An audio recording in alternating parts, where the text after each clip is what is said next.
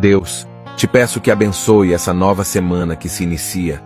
Toma a frente de tudo, Senhor. Vai abrindo as portas fechadas, cuida da minha família e nos livra de todo mal. Que a tua luz ilumine cada passo que darei nos próximos dias, guiando-me por caminhos de paz, amor e prosperidade.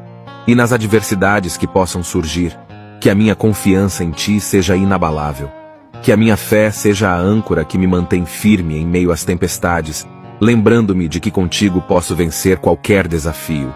Cuida dos meus entes queridos, Senhor, envolvendo-os com a tua graça e proteção. Que cada um deles seja abençoado com saúde, alegria e realizações. Nesta semana, entrego meus sonhos e preocupações em tuas mãos. Com gratidão e a certeza de que o Senhor está no controle, enfrento esta semana com coragem e determinação.